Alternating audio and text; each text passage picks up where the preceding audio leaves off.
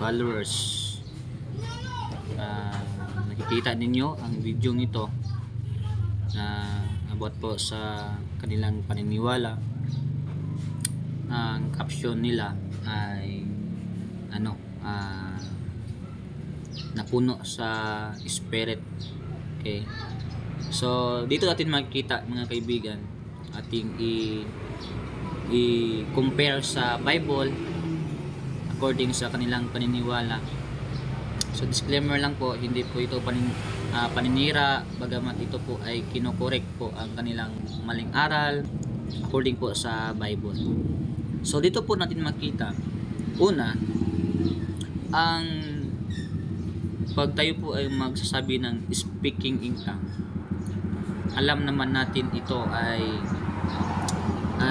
dapat na mayroon talagang interpreter. Okay, so dapat natin malalaman kung ano yung kanyang sinasabi, kasi anon yun in tongues. So ngayon sa ating panahon, ang speaking in tongue, mga kaibigan, ay hindi na po yan qualified, no? So yan po ay nawala. So dati ang speaking in tongue, sabi sa Acts chapter 2, ating babasahin, ito yung totoong speaking in tongue. Okay, so sabi ng Bible sa Acts chapter 2, kung babasahin natin ang book of Acts chapter 2, makikita natin si Peter, siya ay nag-preach. Okay, sa Acts chapter 2 verse 1, and when a day of Pentecost was fully come, and they were all with one accord in one place. So dito si Peter ay pumunta sa Pentecost kasi may tipon-tipon or may piging. So sa verse 6, ito yung ginawa nila. Now when he was noised abroad, the multitude came together and were confounded, because that everyone heard them speak his own language. So iba-iba po ang mga nandoon, no? Iba-iba po mga languages ang mga tao doon. Okay, so iba-iba po ang kanilang mga language na sinasabi. So sa verse 7, and they were all amazed and marveled, saying one to another, behold, are not all these which speak Galatians? Siya po ay nag-preach. So ano ang kanyang ginamit na language? Ay siyempre yung language mismo ni Peter. Verse 12, and they were all amazed and were in doubt, saying one to another, what meaneth this? Others mocking said, these men are full of new wine. So si Peter ay nagsasalita na dito, at makikita natin ang language na ginamit ni Peter ay ang kanyang lingwahe lamang. So iba-iba po ang mga tao nandoon, no? So may mga taga Judea, iba-iba, no? May mga taga Rome, at may mga Arabo din, no? So iba-iba ang mga language, pero sila ay na-amaze dahil ang turo ni Peter ay ang kanyang language lamang, no? Ibig sabihin, ang Diyos mismo ang nagbigay, no? Ito yung tama, no? Na sila man ay iba-iba ang language, pero ang Diyos na mismo ang nag-work sa verse 11. So sila ay nakaintindi. So ibig sabihin, yung salita ni Peter ay naintindihan ng mga audience. Kaya nga si Peter ay napagbintangan na siya ay nalasing, no? Maaga po ito at siya po ay nabintangan. Okay, dito naman tayo sa 1 Corinthians chapter 13 verse 8.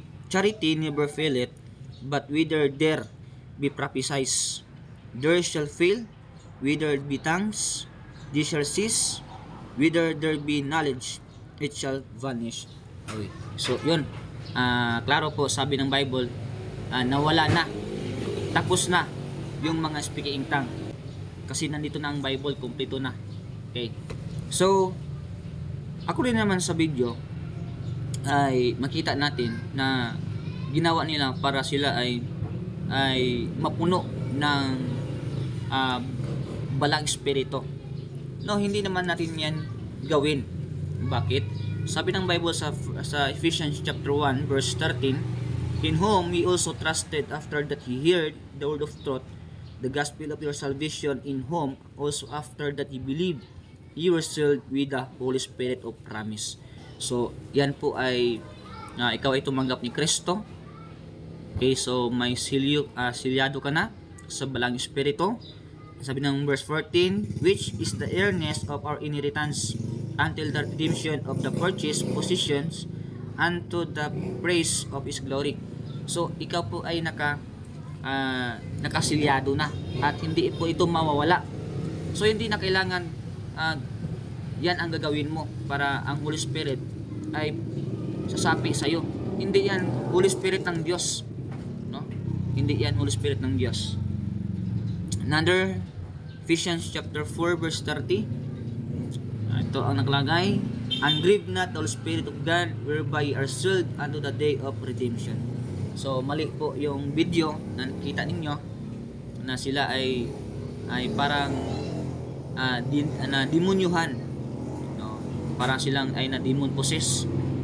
No, may iba pa diyan nakikita natin na tamling-tamling, may nanginginig, no? Sa iba-iba. So hindi po ganyan ang paraan sa Bible para ikaw ay mapasukan Holy Spirit, no?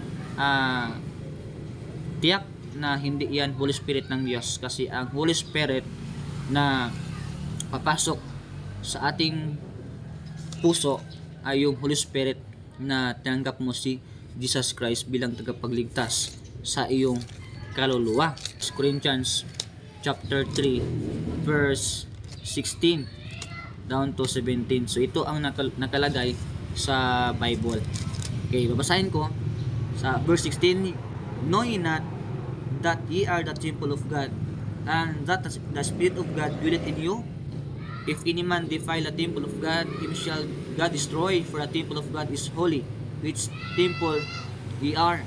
And another sa 1 Corinthians chapter 6 verse 19 to 20, what know ye not that your body is the temple of the Holy Ghost, which is in you, which ye have of God, and ye are not your own? For ye are bought with a price, therefore glorify God in your body and in your spirit, which are God's. So ayan po, malinaw, no? So ikaw na ay templo ng Diyos, so hindi na dapat ganyan ang gagawin. So yan lang po ang ating reaction patungkol po sa isang video.